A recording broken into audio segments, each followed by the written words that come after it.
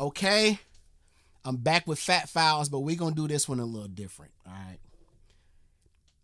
He did the one on Waffle House. Y'all know Waffle House was founded in Atlanta. And then y'all suggested that I watch the Chick-fil-A one. Now we all know Chick-fil-A, Atlanta, right? It's where it was founded. So now here's where I give y'all a little history lesson if y'all didn't know already. Okay, so just bear with me. Check me out. Y'all know, for those who've been following me, that I design clothing for a living. I do custom clothing. People call me, hey Nolo, I have this idea. Can you bring it to life? Typically I can. I'm a big vintage jersey collector and starter jacket collector. The Braves jacket in the back that you never get to see. And I do a lot of tailoring for that. But along with my designing, I also have had the opportunity to design hats with the Atlanta Braves, New Era. If those who don't know, it's a huge hat company. I went on to become creative director over at Lids. For those who don't know, it's the number one selling hat store in the world. But prior to that, my first hat opportunity came through a store called Hat Club. So they asked me to design some hats. And instead of just designing a cool looking hat, I'm big on storytelling, right? So I wanted to tell stories with the crowns that I designed.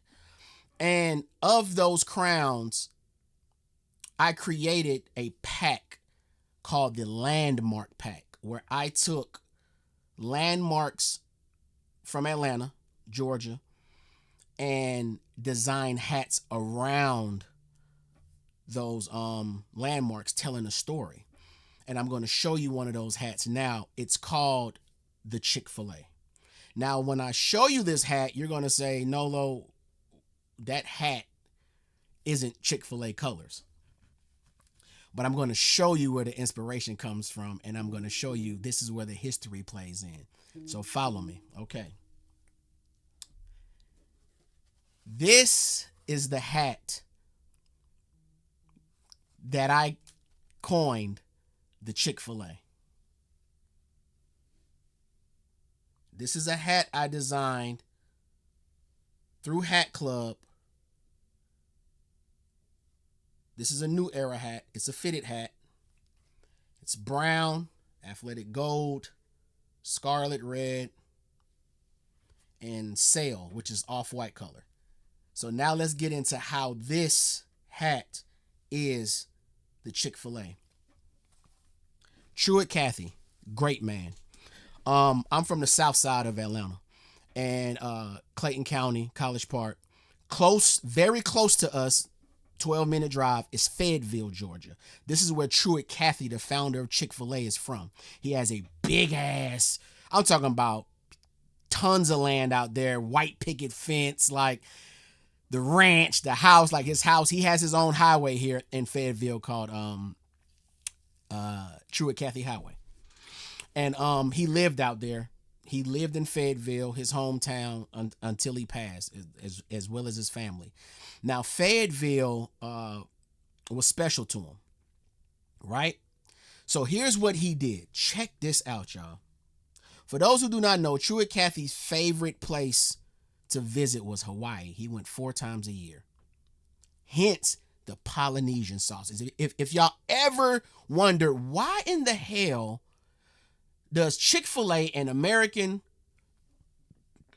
down south brand, have a Polynesian sauce of all sauces? They got ketchup, mustard, all the standard regular stuff that we're used to having, and then boom, a Polynesian sauce. Well, it's because Hawaii was his favorite place to visit. And what he did, which is a lot of people don't know, you guys probably do know, he built a Hawaiian themed Chick-fil-A in Fayetteville, Georgia, called Truett's Chick-fil-A Luau. I'm going to show y'all the pictures. And now you're going to see where the inspiration from the hat comes from. This just might be my favorite. Shit. Nope. No, no, nope. Not yet, Nick. Let me rewind you. Not yet, Nick. Let me show you guys. There goes the logo. Now, if you look at the hat again, you see the inspiration. Brown crown, yellow bill, red UV, even the flowers. Let me move my head so we can zoom. Even the flowers, the foliage is represented in the side patch. Okay? Now, let's get into more history of the hat. So, I took the logo. Show y'all another. This is the type of food you can get at the Chick-fil-A luau. You can get nachos, seafood burgers, shrimp, and fish tacos. This is Chick-fil-A, y'all. It's the only one on planet Earth. And it's in Fayetteville, Georgia, up the street from my house. And that's where the inspiration for this hat comes from. So this is how it looks when you pull up. So let's go into the inspiration of the hat. So boom. The hat is designed based on the color theme of the restaurant. The reason I used a 1992 side patch, I originally wanted to use a 93 side patch. The issue is when you're designing these hats, the side patches have to match the team, meaning the team has to be a part of whatever side patch you're using. So since the Atlanta Braves didn't participate in the 93 World Series, I couldn't use a 93 World Series patch on this hat. The reason I wanted to use a 93 World Series is because Truett Cathy, the founder of Chick-fil-A, passed when he was 93 years old. Right? So what I feel was an amazing alternative was to use the 92 World Series side patch. That's how old his wife, Jeanette Cathy, was when she passed, and we all know how much he loved his wife. So that's why you have the 92 World Series side patch to represent and commemorate his wife.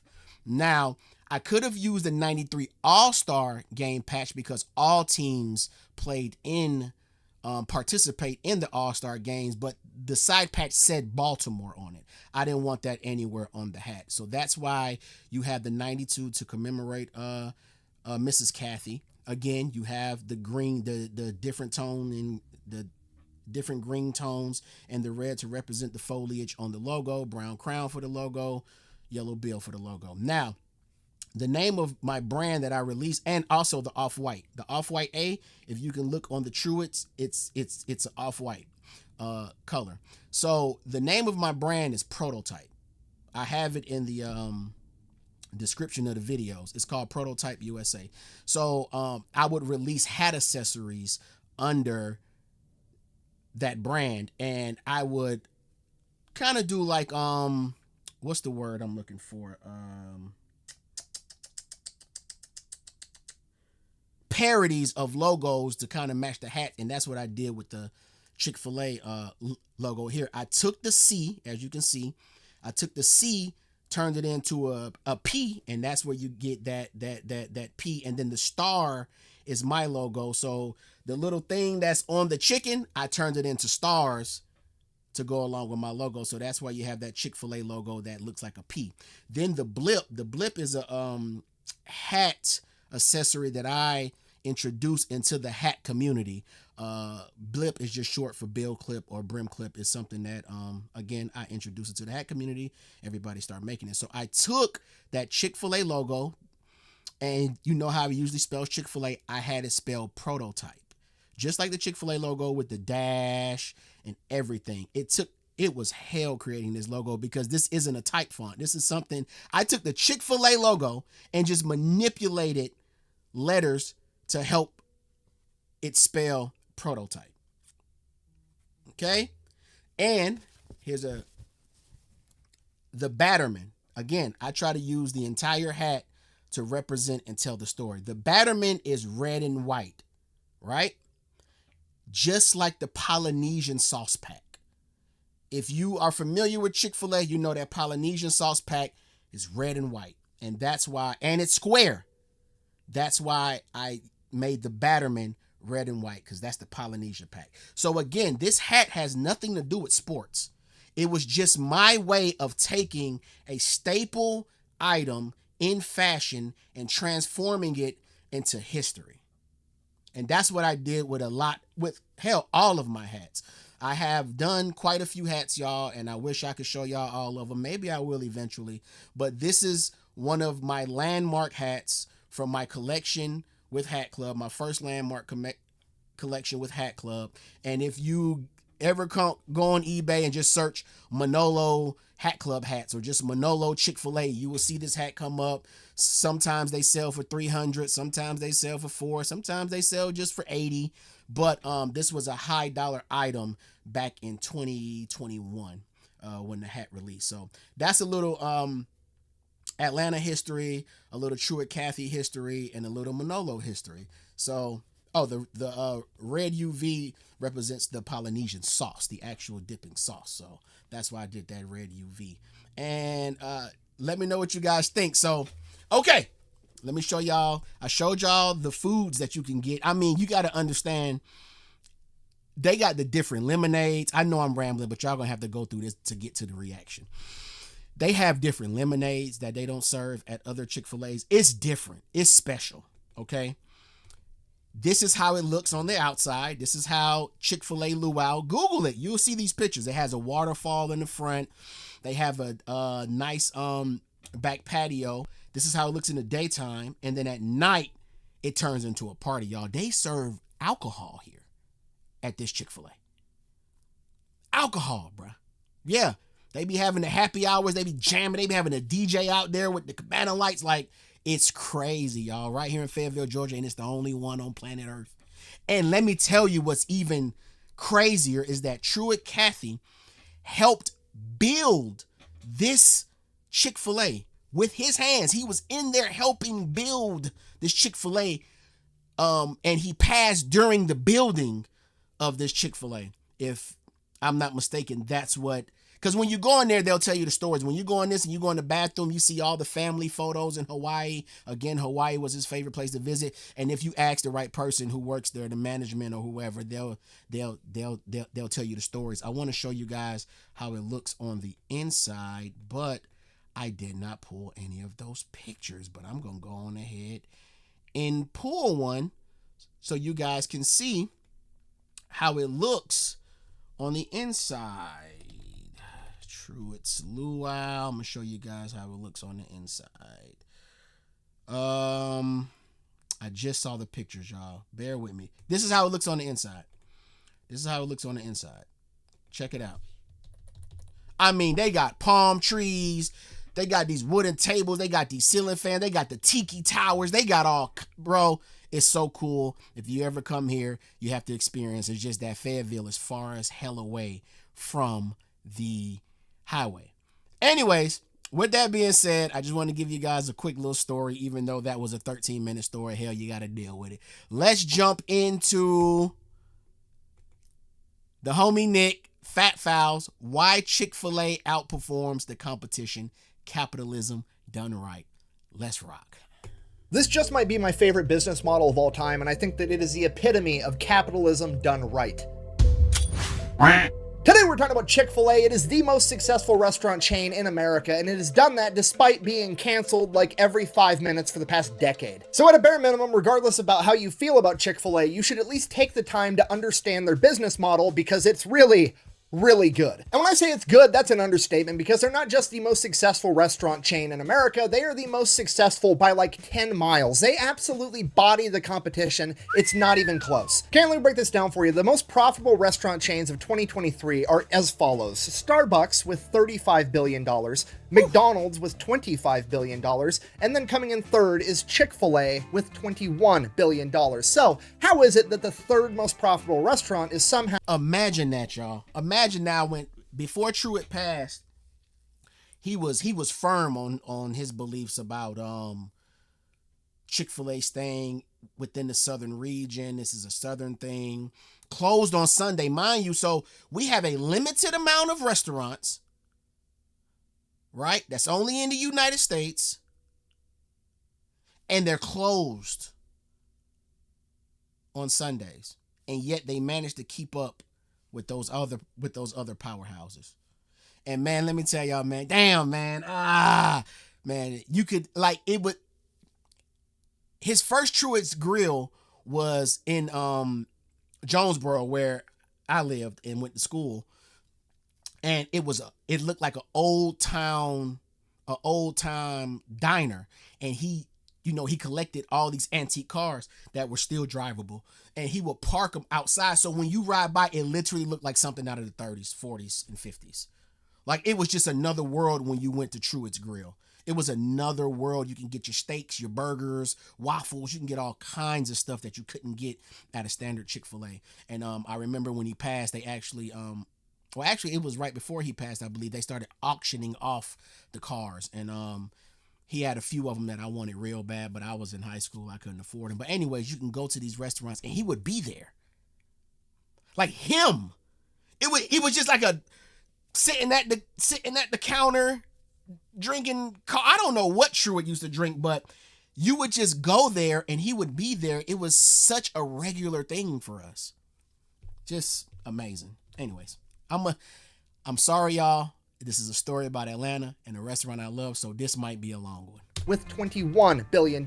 So, how is it that the third most profitable restaurant is somehow the most successful? Well, per capita matters, right? Because Starbucks is coming in first with $35 billion, but they've got 38,000 locations. McDonald's coming in second with $25 billion, but they've got 40,000 locations. Chick-fil-A is coming in third place with $21 billion, and they have 2,900 locations. Okay, these other restaurant chains are 12 times larger and have roughly the same output as Chick-fil-A, meaning that the average Chick-fil-A is like 12 to 14 times more profitable than your average McDonald's or Starbucks, which is absolutely fucking insane. And then it gets even crazier when I remind you that Chick-fil-A isn't open on Sundays, meaning that Chick-fil-A is outperforming all of its peers with less locations, working less hours a day, working less days per week. And we're gonna get into how I'm geeked. Hey, why am I this happy? Why am I this happy? I'm just happy that somebody cool as Nick is doing a story about someone from my hometown. Maybe that's why. I wasn't as geek for Waffle House because I have a Waffle House hat that I designed that I haven't been able to release yet, but I plan on releasing it soon. But maybe it's because I already did a hat for this that it just got me geeked. Like, oh, somebody else sees it, somebody else understands this shit. Like, this shit is amazing. I don't know, y'all. Locations, working less hours a day, working less days per week. And we're gonna get into how that's possible right after. Hold on, fuck that. Let me put on my damn luau. Come on now. Come on. Fuck that. Let me put on my Chick-fil-A hat. Let's go. Working less hours a day, working less days per week. And we're going to get into how that's possible right after a word from our sponsor. Today's video is brought to you by Rocket Money. It is your all-in-one finance app capable of doing pretty much anything you could want. It does all the normal stuff that you would expect, like help you set a budget, monitor your credit, even track your net worth. But what sets Rocket Money apart is they help you identify every single subscription that you are paying for monthly, and half the time, you forgot you were even paying for that. Okay, me and my wife do this all the time. There's always some football game or MMA fight that I want to watch and some TV show that she wants to watch, and for some reason it's on some streaming service or app that nobody has ever heard of. So we have to go get the app, get the streaming service, sign up for the 7-day free trial just to watch our show. Then we forget we signed up for the free trial, and then we're getting charged $7, $8, $9, $10 a month every month for the next 3 years, and I have no idea. Okay, because online streaming has just turned into cable again, let's face it. Is Rocket Money going to fix that problem? No, not really, but they are going to help you quit paying for it. In addition to that, recurring monthly payments that aren't necessarily subscriptions, so like your cell phone or your internet provider, Rocket Money will actually help you negotiate to lower your bill and save you money there too. So if you want to give Rocket Money a try for free, you can go to rocketmoney.com/fatfiles. I'm going to have it also linked in the description down below. Let's get back to the video. Anyways, let's take it from the top. All right, our story begins March 21st, 1921, when this old guy was born. Well, he was a baby at the time. He was just born. It was his first birthday. Well, his 0. You know what? Okay, so the first Chick-fil-A was in Hateville, Georgia. That's right by the airport. Again, about 10, 12 minutes away from me. The first Truett's Grill. Now the first Chick-fil-A, it was considered a grill as well. That's where that used to be the only restaurant. It still stands today. It used to stand in its original form after he passed away. I guess his children took over, blew it down, and rebuilt a humongous Chick-fil-A there. But that was the only place you could go get pancakes, waffles, steak, eggs, like the actual whole grill experience. But I think the first Truett's Grill, the actual title Truett's Grill Old Diner, was built in Jonesboro up the street, again from Hapeville, where the original Chick-fil-A was actually built. Was born. Well, that's the original Chick-fil-A. As before he passed, this is exactly how it looked, y'all. Like, I've sat on all of those benches. I mean, all of those what's the fucking word for those chairs? Oh my God. Anyways, I've sat on all of those seats and sat at that exact bar. That's where you pay. Like, this is exactly how it still looked before he passed. Like, it exactly like that. And then they added on to the back a regular Chick-fil-A. Like, they kept all the original, and then they said, okay, we gonna build a regular Chick-fil-A on the back for people who just want to come eat sandwiches and all of that. But this side, the same floor and everything. Amazing. Hey man, just come Take it from the top. All right, our story begins March 21st, 1921, when this old guy was born. Well, he was a baby at the time. He was just born. It was his first birthday. Well, his 0 birthday, which doesn't make sense because technically that literally is his first birthday, but we don't call it your first birthday until you've already been alive for a whole year, which, anyway, birthdays are dumb. Moving on. Sorry, anyways, that's Truett Cathy. He is a founder of Chick-fil-A, and when he was 20 years old, Pearl Harbor was attacked, at which point I assume he thought to himself, you know what this world needs? Less fascism and more dope-ass chicken sandwiches. So, he joined the army. So he goes, he fights in World War II, fast forward, 1945, Allies win, he comes back home, crosses defeat fascism off the to-do list, only thing left, make a dope-ass chicken sandwich. First things first, gotta have a restaurant, right? So he opens up his own restaurant. It is called Dwarf House, and it is open 24 hours a day, 6 days a week. That's it. When you used to pull up to Chick-fil-A in Hapeville, this is what you saw. And then you see how it's just the size of a house. And then they built onto it. They kept this and they built onto it. What they did different was they kind of remodeled the front and added the Dwarf House door to it. So, just giving y'all a little ATLien knowledge while the video goes on. Up his own restaurant. It is called Dwarf House, and it is open 24 hours a day, 6 days a week, every day except for Sunday. He's a real religious guy. He just believed in taking Sundays off. So that's what he's up to for like the next 21 years, from 1946 till 1967. He's running this singular restaurant that is his, getting a bunch of experience, learning, you know, doing the whole shtick. His current restaurant has this enormous menu. Then one day in 1967, he's working with this food distributor that offers him a deal on chicken breasts because they are selling chicken breasts to the airline, and the airline can only take these little tiny chicken breasts that fit inside the little itty bitty airline food trays. So all the chicken breasts that he's going to be getting are just the big juicy ones, and he's like, yeah, I can figure something out. From there, he goes into his lab trying to figure out the best way to cook chicken breasts, and he decides he's going to pressure cook it inside fancy peanut oil with his secret blend of herbs and spices, and that recipe is still locked up in Chick-fil-A headquarters to this day. So he's done it. He's made the best fried chicken the world has ever seen. So he's like, okay, only problem, it's pretty greasy. Like, it's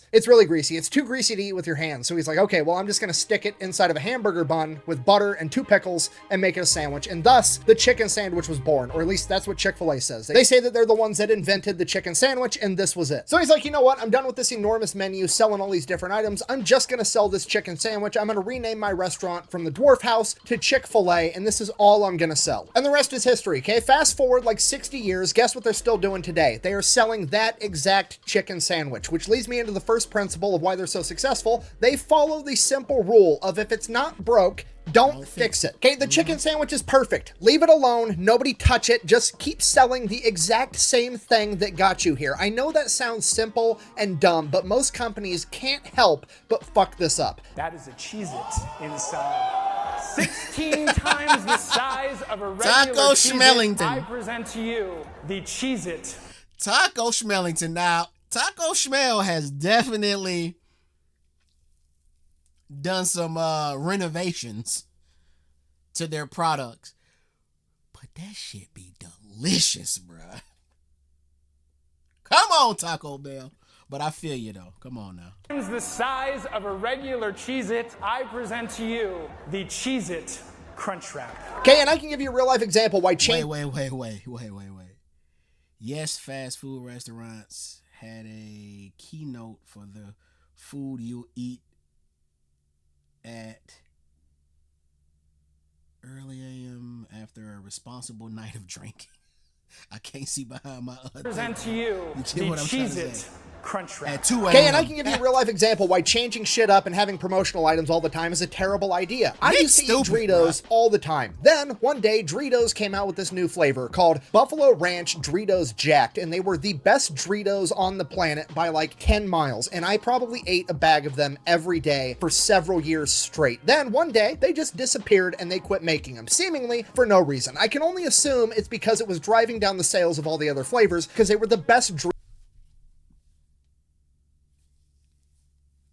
Nick, did you just associate the disappearance of a Dorito to the disintegration of planet Earth in a Marvel major motion picture movie?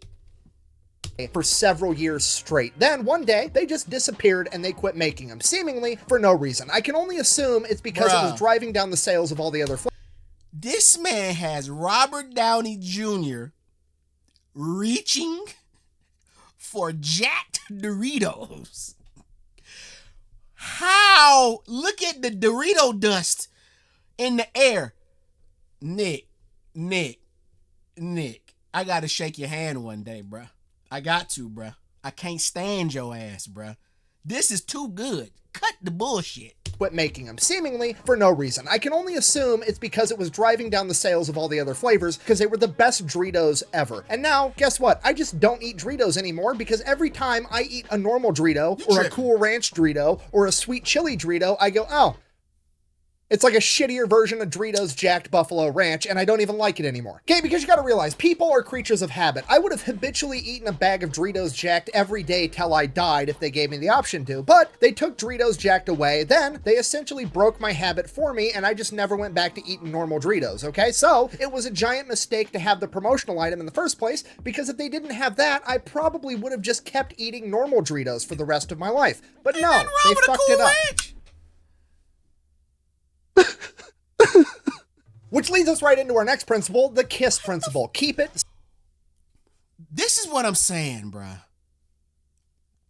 Why is that part of Family Guy stored somewhere in your head? Why? Why is Stewie rolling over crying in your mental Rolodex? Nick? You so full of shit. Which leads us right into our next principle, the KISS principle. Keep it simple, stupid. And this is really where Chick-fil-A excels. Okay, let me break this down for you. Here's their entire menu. They sell chicken sandwiches. That chicken can be fried or grilled, and it can come with cheese or lettuce if you want. And then they also have chicken nuggets and chicken tenders. That's it. That's like the whole menu. And some of you are like, wow, that's not a lot of variety. I'd probably get bored if I went there a lot. First of all, unlikely. And, excuse me, y'all. From what I recall, they didn't always have chicken tenders. I'm going to tell y'all something. I did not eat Chick-fil-A well into my 20s. Growing up, my mom couldn't afford it. She didn't even make us think that. My mom made us think that Chick-fil-A was like this fancy restaurant. I lie to you not, y'all. This is going to sound crazy. She made us think that shit was fancy and it was expensive and we couldn't eat there. Like, we barely ate McDonald's. Like, my mother wasn't all that extra money to eat this bullshit that y'all be eating. Like, no. That's why me and my brothers worked so early. Like, we had jobs. My first job, I said 11, babysitting. Like, so that we could walk to the store and buy Little Debbie snacks for 25 cents. My mom worked 3 jobs to take care of her 3 boys. 3 jobs. So Chick-fil-A was never a thing. When I got into high school, Chick-fil-A sponsored the high schools in our area, Fayetteville, Clayton County, typically a lot of schools in Georgia. And every morning, Chick-fil-A will send employees over with these big ass coolers filled with chicken biscuits. And all of my schoolmates would buy these chicken biscuits, and I did not know what they were. I never seen them, right? And I never ate them. They were $2. They would sell you the chicken biscuit for $2 when I was in high school, and that was outrageous to me. So I never ate one in high school. I never asked for a piece of one. I never, I lied to you not, never.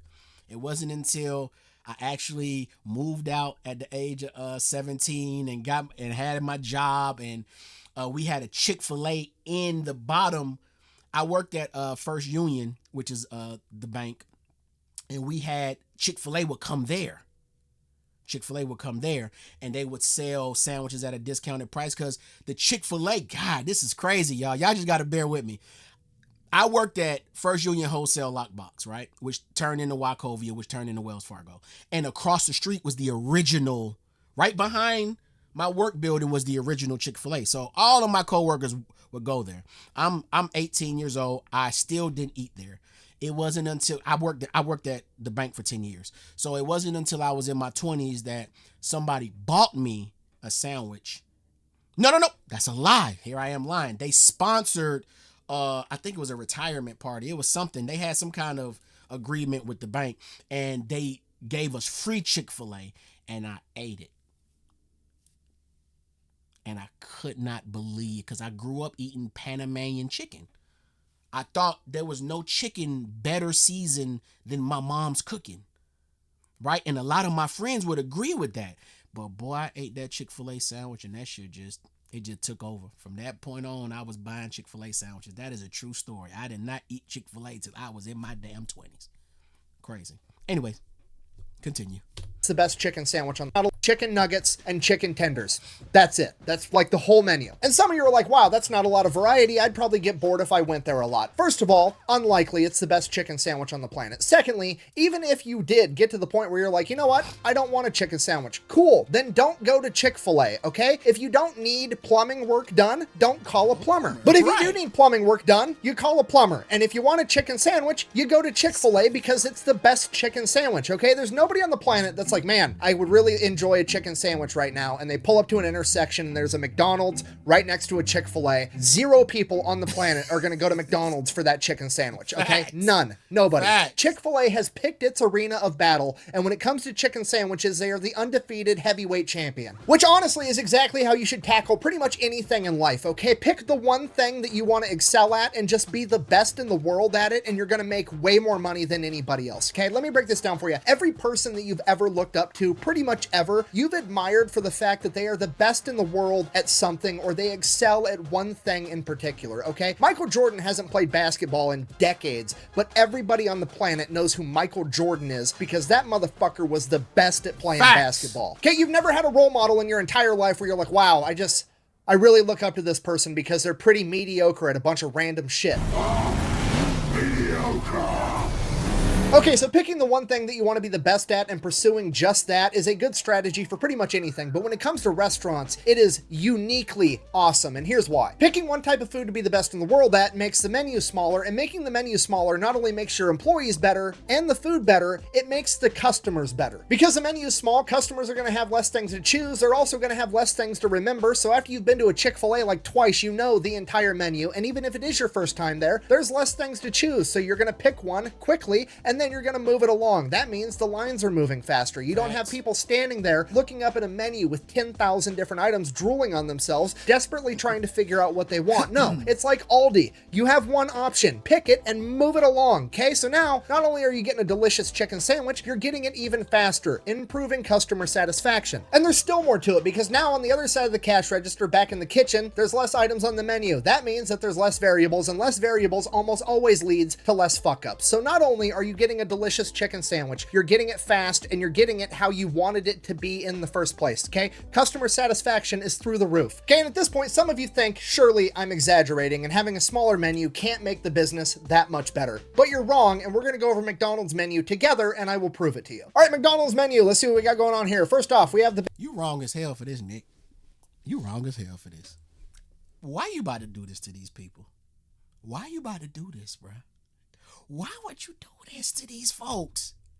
You wrong as hell. You wrong for this, bruh. McDonald's menu together, and I will prove it to you. All right, McDonald's menu. Let's see what we got going on here. First off, we have the Big Mac, and then we have the Quarter Pounder. First question right off the bat. Why do we have the same type of meat with different sizes of patties, okay? Go with the smaller patties, and then if they want more meat, just give them more patties. Don't have different sizes for no reason. It's more variables, and somebody's gonna fuck it up eventually, okay? Because me, the fat guy, on lunch break while I'm at work, orders a double Quarter Pounder with cheese, and then they accidentally give me normal Big Mac size beef patties. I'm gonna be sad, and then I have to get my burger remade, and it slows down the whole world. Okay, next order of business. Why do some buns have sesame seeds and some don't? Okay, do I care about sesame seeds? No. Does any rational person care about sesame seeds on the bun unless they have an allergy? Absolutely not. But we all know that there's some Karen that's going to use that as an excuse to drive back around and go through the drive-thru again, bitch out the employee for 5 minutes because she's trying to get a free meal over it. Okay, now you've ruined the employee's. It's the same everywhere. It's so crazy how the world just be having the same story about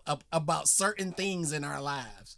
Like, it's the same story everywhere. It doesn't matter what part of the United States or the world you're in. It's the same story. Bitch out the employee for 5 minutes because she's trying to get a free meal over it, okay? Now you've ruined the employee's day, you've slowed down the line, and you have to make more burgers, all because you can't decide whether or not you want sesame seeds on your buns, okay? Just make a decision. Okay, next question. What the fuck is the difference between a McDouble and a double cheeseburger? They look like the same exact thing. Oh, I see here. It's one piece of cheese. That's the difference. You have a whole different sandwich with a different name over one piece of cheese, okay? Just pick how you're making a double cheeseburger. Do you want to... Little McDonald's secret. If you want your stuff hot and fresh, this is what a friend of mine's, he used to manage McDonald's. It's crazy. When we were in high school, like, we used to manage these places. Like, what? It's different when we were younger.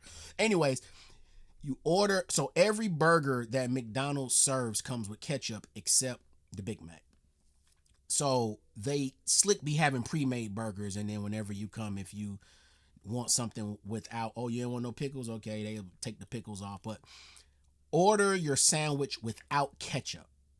That way they have to build the sandwich fresh or either make it fresh, and then that's how you get the McDonald's burger still hot with the cheese a little unmelted on the side, like the cheese that ain't melted. That's how you know they just put that thing together, and it's typically hotter than the pre-made sandwiches. So order your burgers with no ketchup. Okay, because the pre-made burgers already got ketchup because all they sandwiches come with ketchup. So order no ketchup and you get you a fresh made burger. That's what I was told, and that's what I live by when I'm going to get my $5 meal deals.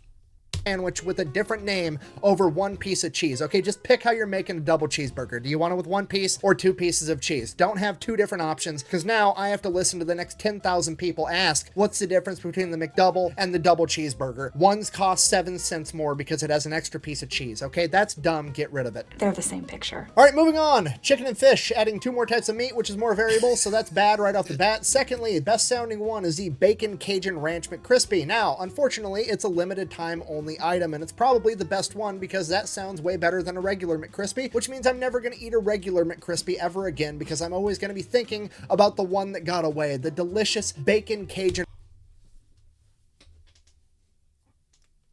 No, he did not go X-Men, Wolverine, Jean Grey picture when he was missing her because Cyclops got his chick.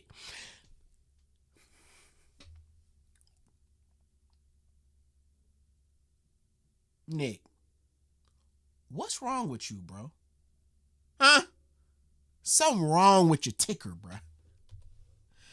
Something is amazingly wrong with your ticker, bruh. Ever again, because I'm always going to be thinking about the one that got away, the delicious Bacon Cajun Ranch McCrispy, okay? Stop doing limited time and seasonal items. Every time I lose a limited time item, it's like getting dumped by a girlfriend, okay? Quit putting people through that. Either keep the item or don't keep the item. Okay, next order of business. Why are we adding a third additional bun? Okay, this one also has no sesame seeds. Just put the no sesame seed bun on this one. Or if this bun is better, just get rid of the shitty bun altogether. Okay, then we come to this philosophical conundrum. What is the difference between the McChicken and the McCrispy? Can somebody explain this to me? That's rhetorical. I'm fat. Of course I know the difference. Okay, this one right here is where they're trying to knock off Chick-Fil-A. Yep. I know that because it looks like they're trying to knock off Chick-Fil-A. And secondly, it comes in a foil bag just like Chick-Fil-A. And this is their original chicken sandwich, which is basically a frozen hockey puck that they call chicken that they popped in the microwave beforehand, okay? If you're trying to rip off Chick-Fil-A, just commit to it.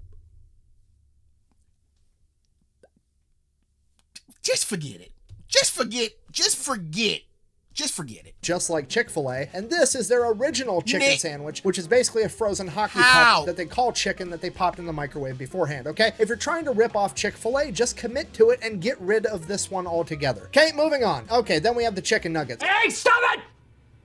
Okay, so that's 2. Now we've got 10 for a total of 19 different items on their entree menu. Okay, now let's just go ahead and pop over to Chick-fil-A and look at a piece of art. Okay, 1, 2, 3, 4, 5, 6, 7, 8. 8 items. That's it, okay? Now, I'm going to ding them here because that is a different bun, clearly. However, I can see from here that that bun looks like it tastes like shit. So clearly it is a healthier bun somehow that's going with the healthier cut of chicken. So at least that makes sense, okay? Okay, moral of the story. Okay, now to go against Nick, just to play devil's advocate. Here in Georgia, again, we got the Truett's Grill versions. I think all the dwarf houses now are considered Truett's Grills, where the menu is extensive. You can get steak, you can get waffles, you can get pancakes, you can get brown rounds, you can get Brussels sprouts, sweet potato souffle, mac and cheese. You get the standard Chick-fil-A menu. You also get the chicken wings. You know, we got the bone-in chicken wings. And then you go to Truett's Luau, and you can get your fish tacos, your shrimp tacos, your rice. They got rice dishes. Real heavy on the Hawaiian themed foods there. You can get all the different lemonades that you can, like at the regular Chick-fil-A, you just get the lemonade or whatever seasonal flavor they're doing. I think strawberry has become a permanent fixture there now, but you get this wild berry lemonade, then you could throw a little sauce in that thing. When I say sauce, I'm talking about booze. Get your little booze put in there on the late night adult hour, because they do like this adult thing, this adult karaoke where they bring the liquor out. I don't know if they still do it, but I know they used to do it. So to play devil's advocate, it just depends on which Chick-fil-A you go to. But then again, it's kind of like Waffle House. You already know what you want. So it's not like you're going to go and hold up the world. So he is right about that. But that's just me playing devil's advocate.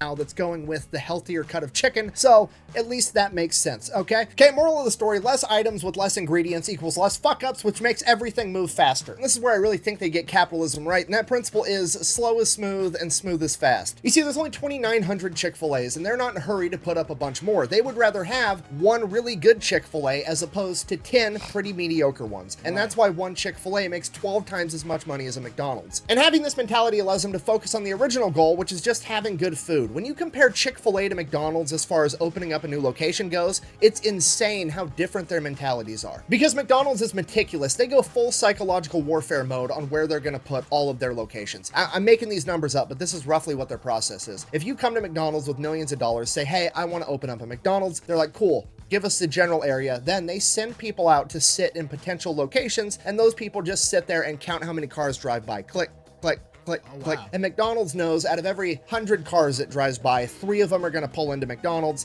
and they know that every single person that pulls into a McDonald's on average spends $12 or whatever. Before McDonald's even breaks ground on the new restaurant, they can predict within $10,000 how much money that location is going to make that year. Chick-fil-A, on the other hand, doesn't give a shit. They're going full Field of Dreams approach. If I build it, they will come. Okay, they can't tell you within $10,000 how much money you're going to make in your first year, but guess what? They can tell you it's going to be more than any fucking McDonald's around. And because they grow so slowly, they're not like a normal franchise where just some rich millionaire dude can come up and be like, hey, I want to own a Chick-fil-A and never actually work there. No, Chick-fil-A owns every Chick-fil-A. They own all of it. They own the restaurant, the property it's built on, and all the equipment inside of it, okay? If you want to run a Chick-fil-A, you become an operator, at which point you get 50% of the profits of that restaurant. Now, the stories I've been told, I don't know what Nick's about to say, but I'm gonna just tell you guys what I've known throughout the years. Employees, first off, Chick-fil-A will put you through college, right? And the employees that major in business and all of that, finance, they are given opportunities to own Chick-fil-A's. It hasn't happened a lot, but it's happened enough. They do give the employees who work there, like you have to work there, in order to own a Chick-fil-A. Just similar to Waffle House. Now, these are stories that I've heard from employees. So, but there are stories, if you Google, about ex-Chick-fil-A employees, even minority employees given the opportunity to own Chick-fil-A's, and they do own them. They do. It's a fact. Chick-fil-A, you become an operator, at which point you get 50% of the profits of that restaurant that you run, okay? They are extremely picky about who they let run Chick-fil-A's. You almost always have to have worked there for an extended period of time and worked your way up. These people end up making over $250,000 a year. Oh, keep in mind, Chick-fil-A is the story that I'm thinking about. There's a African-American woman who owns Young too. She owns, and she worked at Chick-fil-A, and Chick-fil-A put her through college, put her through business school, and then she became an owner of Chick-fil-A. I think she owns 2 of them. God, I hope I'm not getting that wrong. That story's like fucking forever old. I hope I'm not getting that wrong. But I know it sounds real good. Year, and they have to have a very, very small investment. I think it's like $10,000, and it's not small. Even technically an investment. It's more or less a security deposit, because if this person goes to a different job or they retire, they actually get that money back, assuming that the restaurant that they were running is in good condition when they leave. According to their website, like over 10,000 people every year apply to be an operator and run a Chick-fil-A, and they pick like maybe a couple hundred. They have a less than 1% approval rate for people going through an extensive interview process that includes writing essays, background screenings, and everything else. Now, obviously, there's pros and cons to this, just like everything else. One of the cons being, while you are the operator, you're technically not the owner, so you kind of always have that dangling over your head, like you're not actually the owner of the Chick-fil-A, you just run the place for somebody else. But I didn't know that either. We just call them owners. So operators. Let me change my verbiage. Operators. Have that dangling over your head like you're not actually the owner of the Chick-fil-A, you just run the place for somebody else. But at the same time, I think that it also incentivizes all the employees that work there, because there is actually a clear path of like success. There's a real career there where you can actually work your way up the ranks and start making hundreds of thousands of dollars a year, potentially at a job that you started when you were 16 years old working in high school. Okay, like I think it does a lot to the morale and the overall culture of an entire company to actually have a visible ladder there that people at the bottom can climb up to the top. Because I mean, let's face it, a lot of these restaurants, like, yeah, technically you could own a McDonald's, but also I think McDonald's charges $50,000 or $60,000 just as a franchise fee to open up the restaurant. Then you also have to pay for the restaurant. Basically, you need like between $2 and $3 million to open up a McDonald's. So as a person working at the cash register, that dream of potentially owning one, I guess technically. And I think it's more to buy in. It's cheaper to build. When we were looking into opening a McDonald's, this is way back when I was doing some crazy shit, and I was looking to get a McDonald's, and this is late 90s, early 2000s. I recall it was $880,000 to franchise the McDonald's, right? On top of the franchising fee. But if I wanted to buy one that's already operational and that's already cooking, it was like 1.2 million. And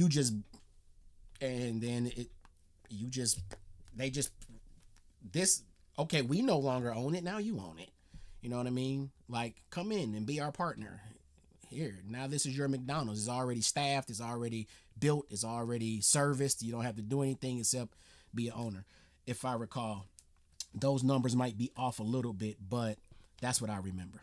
As a person working at the cash register, that dream of potentially owning one, I guess technically is possible, but also highly, highly unlikely. And the problem with that is, instead of getting people that work their way up from doing dishes in the back all the way to running the store, you just get a bunch of multi-millionaire assholes that want to buy 50 McDonald's so that they can make even more money while also not working. Whereas Chick-fil-A, it's really hard to get a single Chick-fil-A, and then if you prove yourself and you're really, really good, sometimes they'll let you get a second or a third one. Less than 15% of all Chick-fil-A operators, which is their equivalent of like a franchise owner, actually run more than one Chick-fil-A, and they're all highly successful. So at most, you're only allowed to run Chick-fil-A. While with other chain restaurants, you can just buy like 60 of them, make a bunch of money, and never have to set foot in the place, and then your culture sucks, nobody cares, it's just a giant money-making machine to you. Whereas with Chick-fil-A's strategy, even the people at the bottom of the totem pole can be like, oh shit, that's the guy running the show right now. He's here, he cares, he's helping me. He's been through what I've been through because he worked his way up. And I think that does a ton bad for the culture of a restaurant or any business, really. And I think it's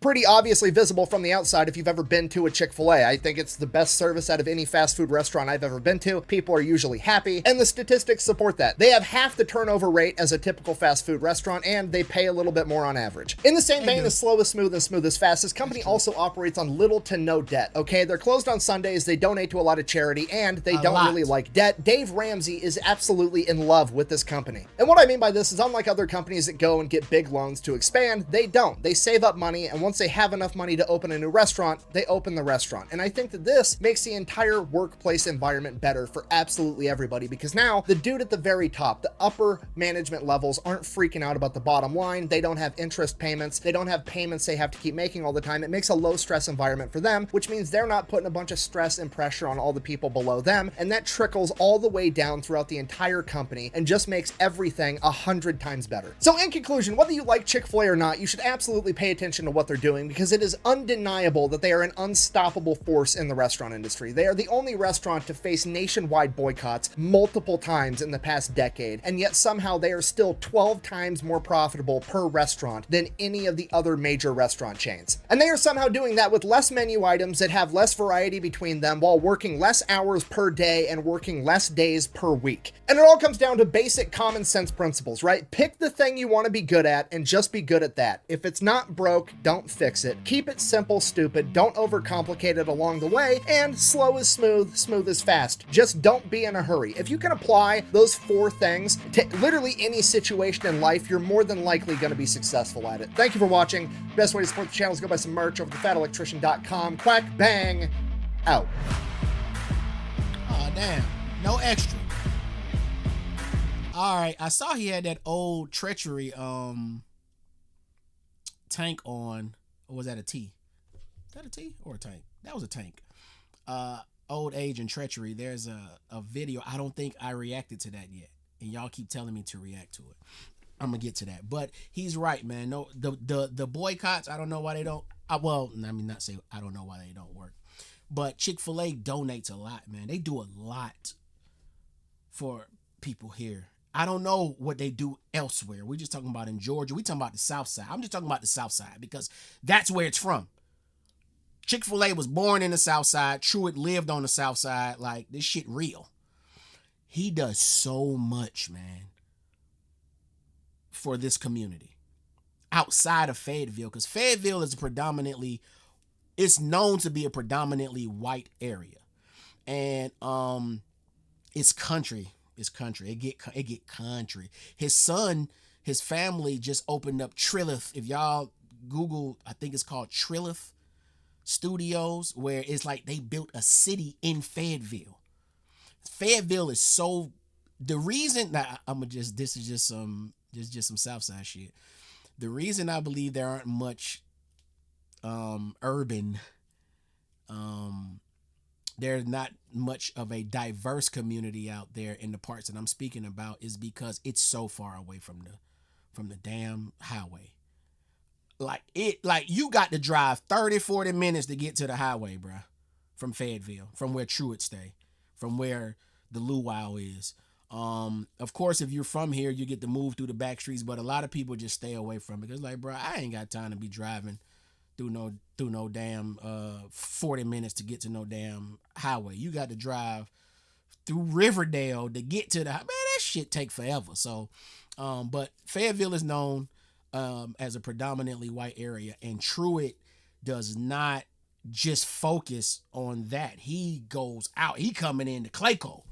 Like, Clayco is black, and he is dishing out the funds to make sure that we're getting better education, better supplies. He's trying his best. That man, you come here, every high school game you go to, Chick-fil-A is sponsoring the school. That is no lie. This man showed us so much love. That you got to understand, Truett's Grill on Mount Zion, like, it's us out there, and he out there chilling with us. Like, what's up? Like, what's happening, y'all? What's going on? A lot of people don't know. Nobody knew who Truett Cathy was. It's not like his name was synonymous with Chick-fil-A's popularity. His name wasn't popular. It was Chick-fil-A that was popular. So when he attached Truett to Chick-fil-A, because when you go to Truett's, it's a Truett's by Chick-fil-A. And it let us know, like, okay, this is Chick-fil-A, but what the hell is Truett? You know what I mean? And that's when you start searching and realize a lot of my peers, they didn't care to know what a Truett was. They just knew it was Chick-fil-A. I wanted to know what the hell is a Truett, and who is a Truett? And then you find out, oh, that's him. That's his name. And then you be like, wait a minute, that motherfucker he be there. He be at the restaurants. We be like, you see him walking around not looking like a billionaire. He just cooling in there. So shouts out to the Kathy family. They still pushing strong with that too, man. And I love it. I love it so much. I have a respect for him so much that I designed a hat behind one of his creations. Like, that's how much respect I got for him and his family. So, and shouts out to Nick for doing this. If there's any more Chick-fil-A history videos I need to watch, please let me know. But that was well done, Nick. Kudos to you. I love it. Hopefully I did a lot of rambling in this video, but boy, I just had to. That's just how I'm rocking and how I'm rolling. With that being said, please like, comment, share, and subscribe. More reactions coming. I'm out. Peace.